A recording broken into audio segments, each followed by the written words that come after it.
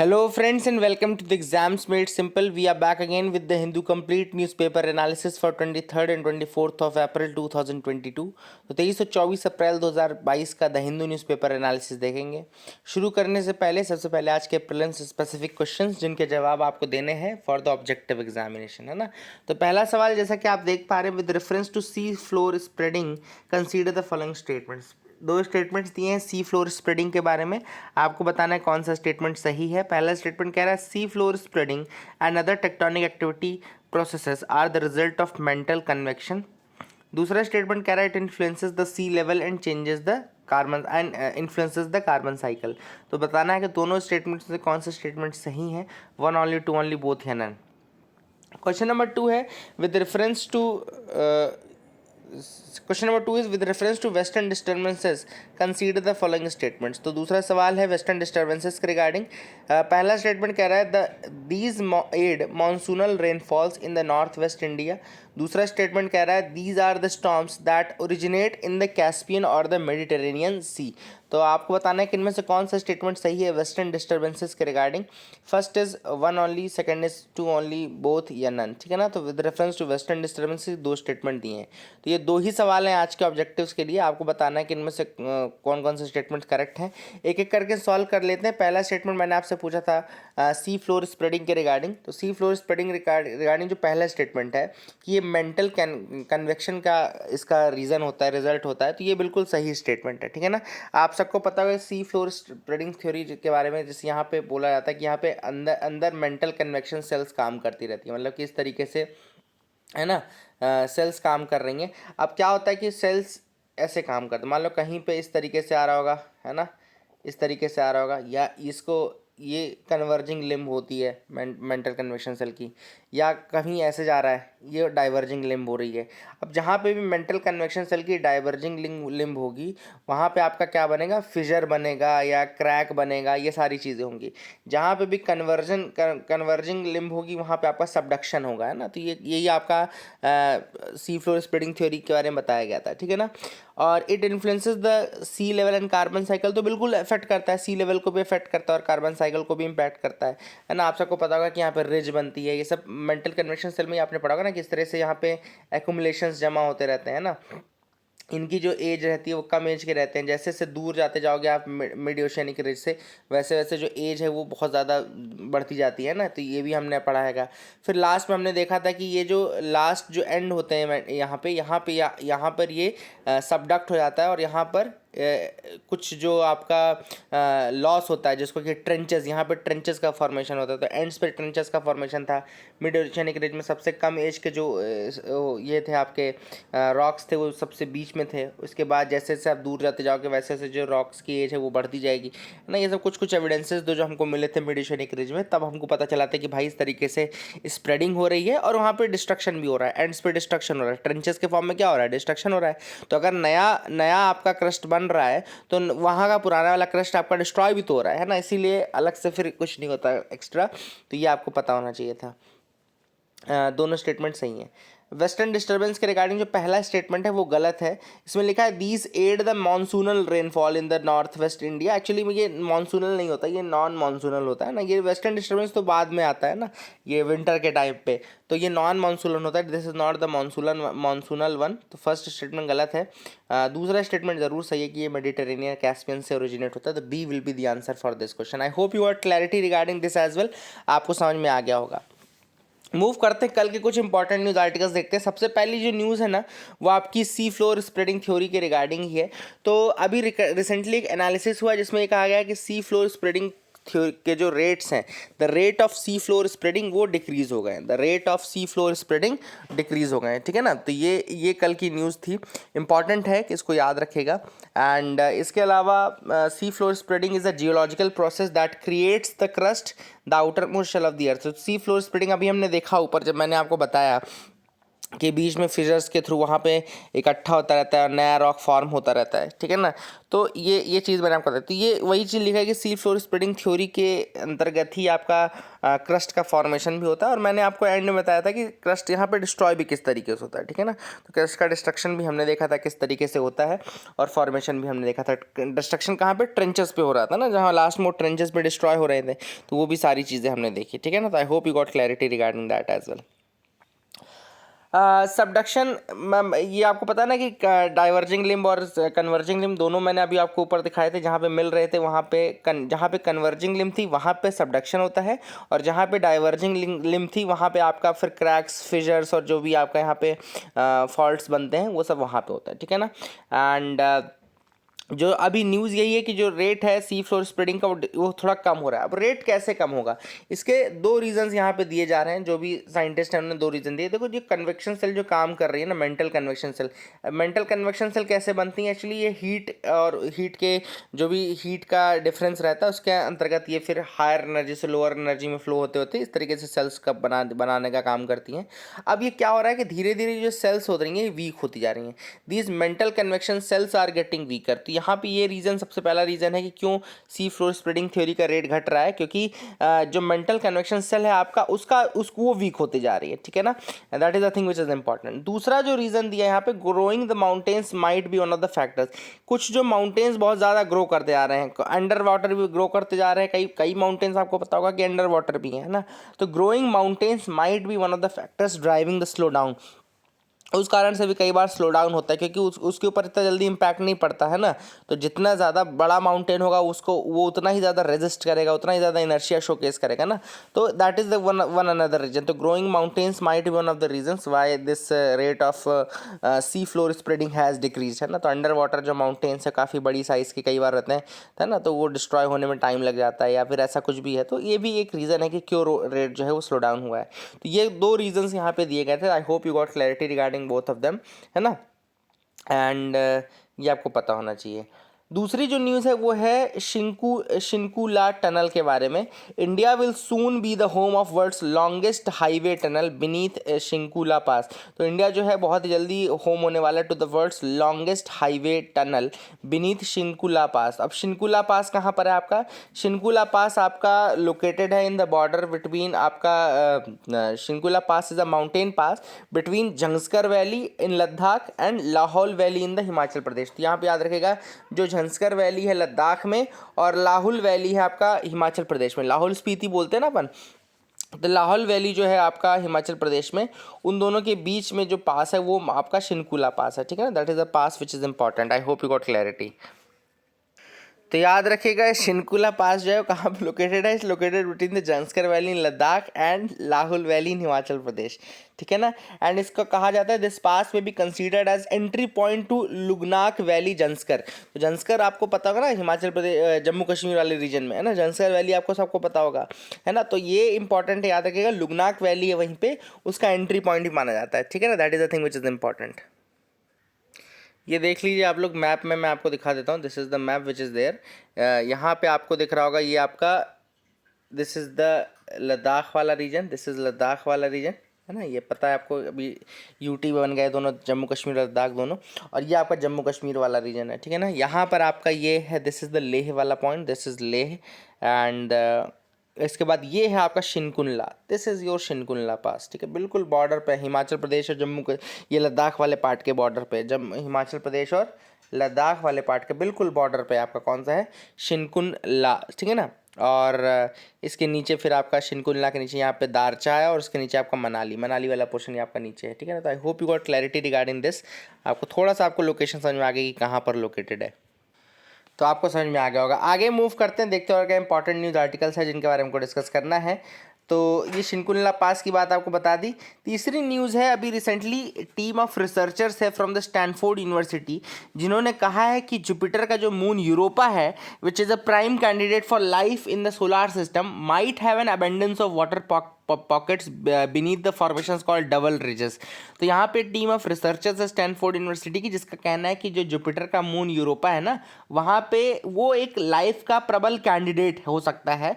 After earth it can be a probable candidate for life, and वहाँ पे abundance of water है beneath the formations called double ridges. तो वहाँ पे एक फॉर्मेशन है, इसका नाम डबल रिज या डबल रिजेस जिसका नाम रखा गया है, उसके बीनीथ में आपको वाटर एबंडेंस में मिल जाएगा, ऐसा रिसर्चर्स का कहना है, ठीक है ना। अच्छा, यूरोपा आपको ये पता होना चाहिए कि 6th लार्जेस्ट मून है सोलार सिस्टम का, एंड जुपिटर का 4th लार्जेस्ट सैटेलाइट है, जुपिटर का 4th लार्जेस्ट सैटेलाइट है, ठीक है ना। तो that is the thing which is important, याद रखिएगा। जुपिटर का 4th लार्जेस्ट सैटेलाइट है, एंड यहाँ पे आपका ये पूरे सोलार सिस्टम का 6th लार्जेस्ट मून है, ये भी आपको पता होना चाहिए। तो I hope you got clarity. अच्छा, कुछ सैटेलाइट्स के नाम मैं आपको जुपिटर के बता देता हूँ। आप गनीमेड का नाम आपने सुना होगा, गैनीमेड का नाम सुना, गैनीमेडे का नाम आपने सुना होगा, कैलिस्टो का नाम आपने सुना होगा, कैलिस्टो, या लो का नाम आपने सुना होगा, लो, कैलिस्टो, हिमालय, एक हिमालय नाम की भी इसकी सैटेलाइट है, आपको पता होना चाहिए, हिमालय नाम की भी सैटेलाइट है इसकी, ठीक है ना। और कार्मे नाम की एक सैटेलाइट है, और अनानके नाम की है, पैसिफे है, एड्रास्तिया है, कार्पो है, एलारा है ना। कुछ अलग अलग सैटेलाइट्स के नाम मैंने आपको बता दिए हैं, याद रखिएगा। सब मेन जो है गनीमेड है, यूरोपा है, लो है, कैलिस्टो है, हिमालय है, ये कुछ अलग नाम है जो ये इंपॉर्टेंट है, ठीक है ना। तो I hope you got clarity, जो कि आपको पता होना चाहिए था।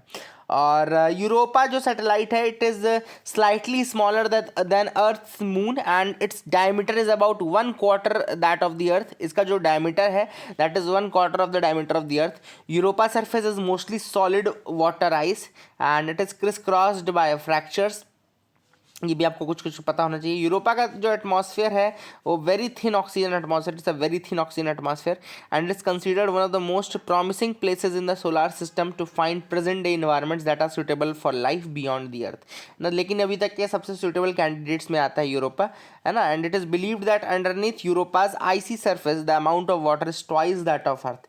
लेकिन ये ज़रूर माना जाता है कि यूरोपा के सरफेस के अंदर जो पानी है वो twice that of earth surface है। तो ये काफ़ी इंपॉर्टेंट एक डेवलपमेंट है जो कि आपको पता होना चाहिए। Hope you got clarity regarding that. अगली जो न्यूज़ है वो WTO में eases curbs on Indian grain exports. अब आप सबको पता होगा कि रशिया यूक्रेन के वॉर के बाद बाकी कंट्रीज़ जो हैं वहाँ पर काफ़ी ज़्यादा कमी हो गई है। किसकी कमी हो गई है? जो फूड प्रोडक्ट्स हैं, बहुत सारी चीज़ों की कमी है, लेकिन स्पेशली जो वीट है, राइस है, जो फूड प्रोडक्ट्स हैं उनकी बहुत ज़्यादा कमी हो गई है, ठीक है ना। ऐसे में इंडिया जो है बहुत ही अच्छा कैंडिडेट बन के आया है जो कि एक्सपोर्ट कर सकता है, क्योंकि इंडिया में आप सबको पता होगा कि इंडिया इस बार फूड सरप्लस है, मतलब अगर आप देखें तो बहुत ज़्यादा फूड हमने ग्रो किया है। तो यहाँ पे काफ़ी इंपॉर्टेंट है कि वीट को हम एक्सपोर्ट कर सकें टू अदर डेस्टिनेशंस। हमने इजिप्ट के लिए अभी करने की कोशिश की है ना। तो ये सब आपको पता होगा। अब WTO भी है जो कि ये कह रहा है कि हाँ ठीक है भाई, जो हम कर्व्स लगा रहे थे अभी तक इंडिया के एक्सपोर्ट से, बहुत सारे क्वालिटी चेकिंग और ये सारी चीज़ें हम कर रहे थे, अब वो शायद ना करें और कर्व्स को थोड़ा कम कर दें, ठीक है ना। क्यों कम कर दें? क्योंकि ऑब्वियस सी बात है बाकी कंट्रीज़ जो हैं वो परेशान हो रही हैं, उनके पास फूड प्रोडक्ट्स मिल नहीं रहा है, चाइना को ये बढ़ने देना नहीं चाहते। तो ऑब्वियस सी बात है जो इनके पास नेक्स्ट ऑप्शन बेस्ट बच रहा है वो इंडिया बच रहा है ना। And India has reached out to more than 20 countries जहाँ पे वो एक्सपोर्ट कर सकते हैं वीट को, and it is targeting a record 15 million tons of wheat for export this year. काफ़ी रिकॉर्ड हम इस बार वीट का एक्सपोर्ट करने वाले हैं। This is the thing which is important. WTO के बारे में आपको पता होगा कि वर्ल्ड ट्रेड ऑर्गेनाइजेशन है, लगभग 164 मेंबर्स हैं, ये भी थोड़ा याद रखिएगा। WTO के लगभग 164 मेंबर्स के आसपास है, एंड 23 ऑब्जर्वर गवर्नमेंट्स भी हैं इसके अंतर्गत, है ना। मेंबर्स में यूरोपियन यूनियन भी इसका मेंबर है, ये भी आपको पता होना चाहिए। अच्छा, WTO आपको पता है कि ग्रोथ को बढ़ाने के लिए, कंपटीशन को बढ़ाने के लिए और ट्रेड को फ्री एंड फेयर रखने के लिए काम करता है ना। It helps in making the trade free and fair, और जो स्ट्रांग नहीं है उनको स्ट्रांग वॉइस प्रोवाइड करने का काम देखो कर नहीं रहा है, लेकिन जो इनकी थ्योरी लिखी है वो तो यही लिखी हुई है कि ये ऐसा करेंगे, है ना।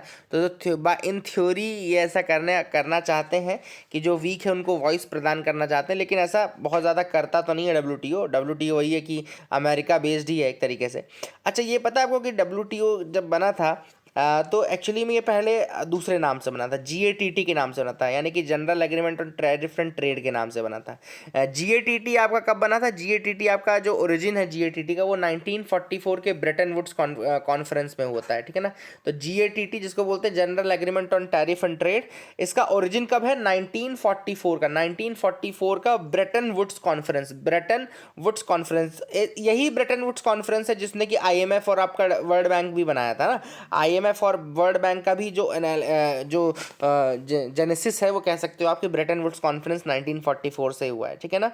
एंड ये ब्रेटन वुड्स कॉन्फ्रेंस के बाद आपका हवाना में 1948 में UN conference on trade and employment होता है, जिसमें फिर ITO का जो इंटरनेशनल ट्रेड ऑर्गेनाइजेशन है, इंटरनेशनल ट्रेड ऑर्गेनाइजेशन, उसका आपका जो वो बनता है, मतलब चार्टर बनता है फाइनली, ठीक है ना।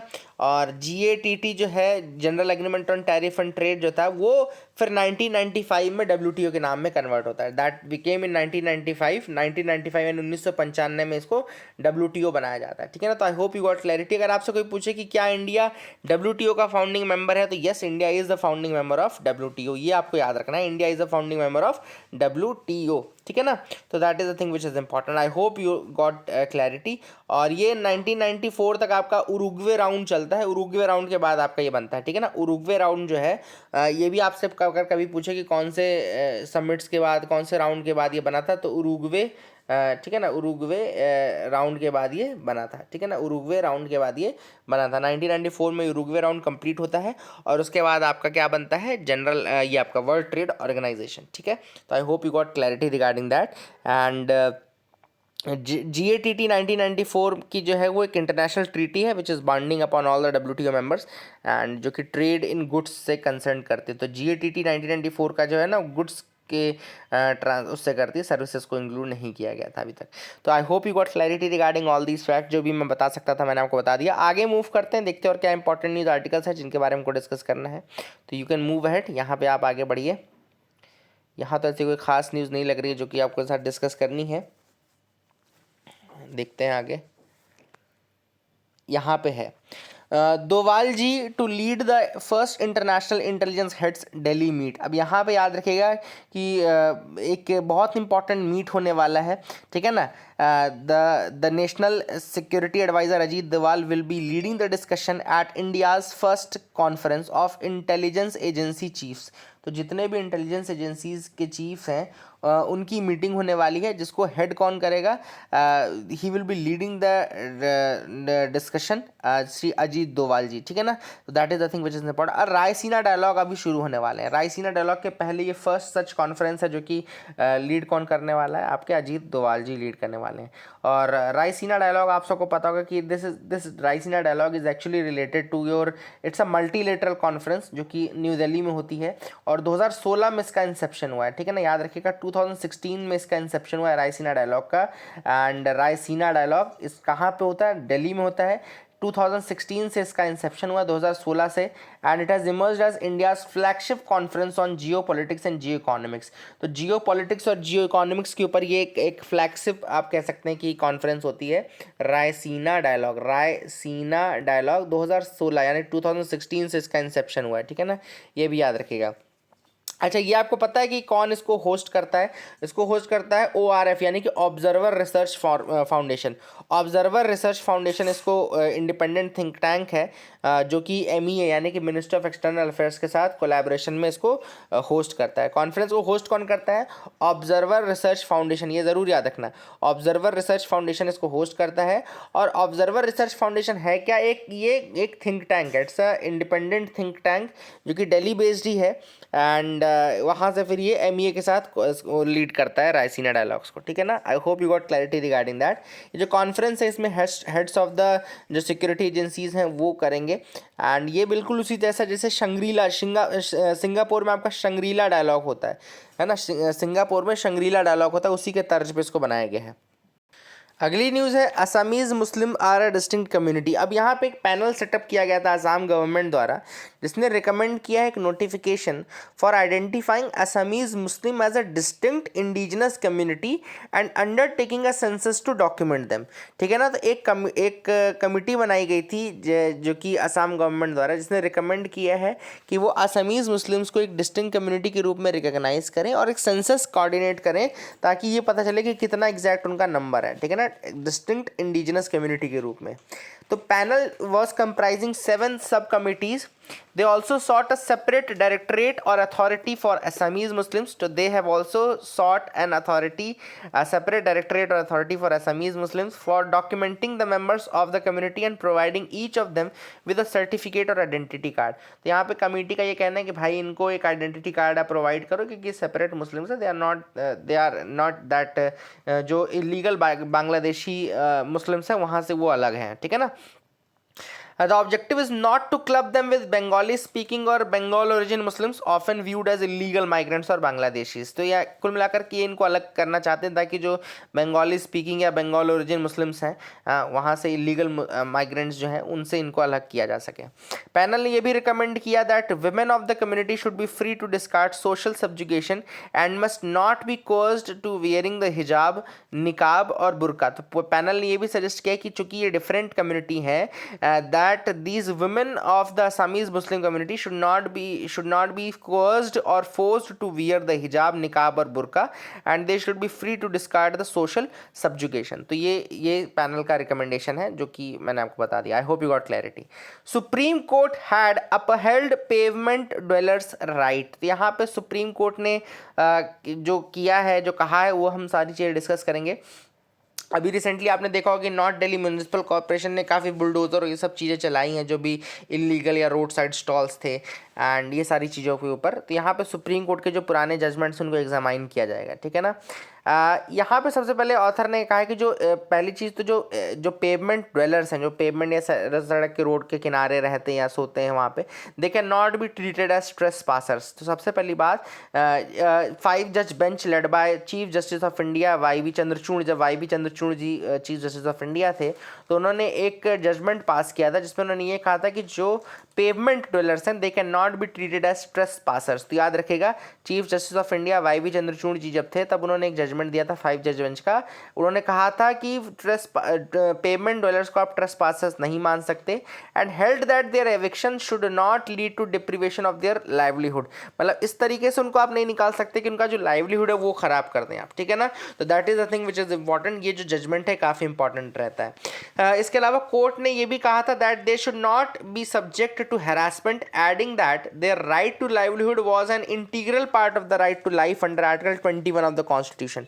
तो वाई.बी. चंद्रचूड़ जी जब चीफ जस्टिस थे तो उन्होंने ये भी कहा था कि इनको आप हैरास नहीं कर सकते और इनका जो राइट टू लाइवलीहुड है ना वो आपका आर्टिकल 22 के अंदर, आर्टिकल 21 के अंदर जो right to life and liberty है उसका एक पार्ट है integral.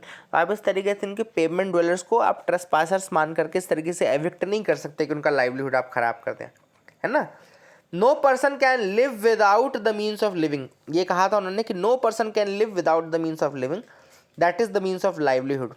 If the right to livelihood is not treated as part of the constitutional right to live, then the easiest way of depriving a person of his right to life would be depriving of him of his livelihood. तो इन्होंने ये कहा था कि अगर किसी व्यक्ति का right to livelihood, right to life का part नहीं माना जाता है तो बहुत ही आसानी से कोई भी व्यक्ति किसी का right to life छीन सकता है just by snatching its right to livelihood. इसलिए राइट टू लाइवलीहुड प्रोवाइड करना बहुत ज़्यादा ज़रूरी है. This is what the supreme court has said, Y B. Chandrachud ji under his judgment has said, ठीक है ना. एंड यहाँ पे उन्होंने कहा था कि अगर किसी व्यक्ति के साथ ऐसा होता है तो ऑब्वियस सी बात है वो उसके साथ एक उसको जो राइट टू लाइफ वो नहीं दिया जा रहा है. एंड इसके बाद उन्होंने एक चीज़ और लेकिन क्लियर की थी कि जो राइट टू रिसाइड है and settle in any part of India under Article 19(1)(e), it cannot be read to confer the license to encroach and trespass upon the public property. ये ज़रूर बात है कि जो ये बात वो कह रहे हैं इसका मतलब ये नहीं कि it gives you a right to encroach and trespass, but right to livelihood is a different matter. उन्होंने कहा right to livelihood different matter है. हाँ, ये नहीं कि कोई व्यक्ति अब ये trespass करेगा या encroach करना शुरू कर देगा. अगर आप एविक्शन कर रहे हो पेवमेंट ड्वेलर का तो वहाँ पे दो चीज़ें आपको देखनी है. 2 things must be thought bye you, है ना. 2 चीज़ें होना चाहिए. पहली चीज़ तो ये कि प्रोसीजर स्टैब्लिश्ड बाय लॉ के अंतर्गत आप कर रहे हो, है ना. That should be under your authority. जो भी आप कर रहे हो वो आपकी अथॉरिटी के अंदर है. 2 स्टैंडर्ड्स में first thing is that it is with in the scope of the authority conferred by law and second thing is that it must be reasonable, है ना. ये रीजनेबल भी होना चाहिए, इस तरह से नहीं. हाँ, स्टेट ये है कि इनका लाइवलीहुड ना छीने किसी भी तरीके से, that is the thing which is important, ये जरूर उन्होंने कहा था, ठीक है ना। तो I hope you got clarity regarding this judgement of the supreme court as well. पुराना जजमेंट है, याद रखिएगा। Argentina to revive Falkland issue with in India, तो गवर्नमेंट ऑफ अर्जेंटीना जो है लॉन्च करेगी एक कैंपेन इन इंडिया में, कैंपेन लॉन्च करने वाली है अर्जेंटीना की गवर्नमेंट कि यहाँ पे they will be demanding the negotiations with the United Kingdom to settle the territorial dispute over the Islas Malvinas। Islas Malvinas किसको बोलते हैं? फॉकलैंड आइलैंड को ही बोलते हैं, याद रखिएगा। फॉकलैंड आइलैंड का दूसरा नाम इस्लास मालवीनाज भी है। क्यों है? क्योंकि एक्चुअली मालवीना वहाँ पे फ्रेंच ने उसका नाम रखा था, फ्रेंच ने उसका नाम रखा था मालवीनाज, इसीलिए उसको तब से इस्लास मालवीनाज बोला जाता है और इसी को फॉकलैंड आइलैंड बोलते हैं। ब्रिटेन की ये ओवरसीज टेरिटरी मानी जाती है। बहुत बड़ा डिस्प्यूट चला था 1982 में, यहाँ तक कि वहाँ पे वॉर भी हुआ था, 1982 में वॉर भी हुआ था। तो 40 साल के बाद अभी दोबारा से रिवाइव करने के लिए अर्जेंटीना ने कहा है कि 40th एनिवर्सरी है, it is the conflict between UK and Argentina, और यहाँ पे ब्रिटिश कंट्रोल जो है वो आज भी है फॉकलैंड आइलैंड के ऊपर। तो अब अर्जेंटीना ने कहा है कि now it is time that we take back our control, है ना। यहाँ पे वो इसलिए इस्लास मालविनाज या फिर फॉकलैंड आइलैंड के लिए इंडिया में ग्रुप बनाने वाले हैं और इंडिया से ही ये दोबारा से प्रोटेस्ट जो है वो स्टार्ट करेंगे, ठीक है ना। फॉकलैंड वॉर जो है 1982 अप्रैल 2 को बिगिन हुआ था and Argentina forces invaded the UK control islands, लेकिन government of Margaret Thatcher responded by sending naval task force. इसके बाद वही वाली बात है कि आज भी कंट्रोल जो है वहाँ पे ब्रिटेन का ही है ना। तो I hope you got clarity regarding that as well, आपको समझ में आ गया होगा। आगे मूव करते हैं, देखते हैं और क्या इंपॉर्टेंट न्यूज़ आर्टिकल्स है जिनके बारे में डिस्कस करना है। यहाँ पे more than 1.2 million people died in 2019 of infections from antibiotic resistant bacteria. तो 2019 में लगभग 1.2 million people died of the antibiotic resistant bacteria, एक AMR होता है ना, एंटी माइक्रोबियल रेजिस्टेंस, उसमें इतने लोगों की जान गई थी। जो हाईएस्ट बर्डन था वो सब सहारन अफ्रीका एंड साउथ एशिया में था and the risk under 5 children में सबसे ज़्यादा था, ठीक है ना। तो इसको याद रखेगा, एंटीबायोटिक रेजिस्टेंस। अब GM मॉस्किटो का ट्रायल जो हुआ है कहाँ पे? यूनाइटेड स्टेट्स में हुआ। GM मॉस्किटो यानी कि जेनेटिकली मॉडिफाइड मॉस्किटो, मैंने आपको बहुत पहले बताया था, आई होप आपको याद होगा, नहीं भी याद है तो फिर से बताते हैं। देखो क्या होता है, एडीज एगिप्टी नाम का मॉस्किटो होता है। जैसे ये इबोला के केस में आपने देखा ना, जो ये मॉस्किटो था, जीका वायरस के केस में, जीका के केस में हमने देखा था कि ये एडीज एगिप्टी करके उसमें मॉस्किटो था या नॉट।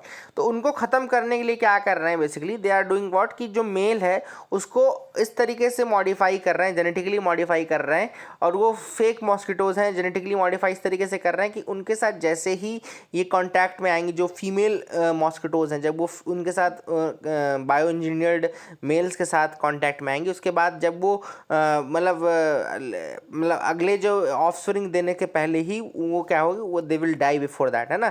तो adulthood they will die before they reach the adulthood, है ना। तो that is the thing which is important and ये आपको याद रखना है कि इसी तरीके से एडीज एगिप्टी मॉस्किटो को ख़त्म करने के लिए GM मॉस्किटो का ट्रायल जो है वो किया गया। तो I hope you got clarity. Blue straggler क्या होते हैं? एक्चुअली ये स्टार्स होते हैं एक तरीके से। मैं आपको यहाँ थोड़ा सा बता देता हूँ आपको क्या क्या चीज़ें हैं। अभी स्टडी चल रही थी, सबसे पहले सन की स्टडी चल रही थी, उसमें अलग अलग स्टार्स की स्टडी की गई। तो ये समझ में आया कि जैसे सन है, सन एक जाइंट स्टार है ना। इसके बाद क्या होगा, धीरे धीरे जब उसकी एज ख़त्म होने लगेगी तो लास्ट में ये एक वाइट डॉर्फ के रूप में कन्वर्ट हो जाएगा, ठीक है ना। It will shrink becoming a smaller cooling star called a white dwarf, ठीक है ना। That is the end of the life only, इसको एंड ऑफ द लाइफ ही मानते हैं। तो ये बिहेवियर होता है अल्टीमेटली, ठीक है ना। सबसे पहले वो होता है, फिर उसका जो कूल होना शुरू करते हैं और उसके बाद वो फिर वाइट डॉर्फ में कन्वर्ट हो जाते हैं, ठीक है ना। तो उसके बाद क्या होता है, our sun is the main sequence star, है ना। इसके बाद एक्सपेक्टेड है कि थोड़ा रेड होगा, उसके बाद फिर वाइट हो जाएगा, वाइट डॉर्फ में कन्वर्ट हो जाएगा, ठीक है ना।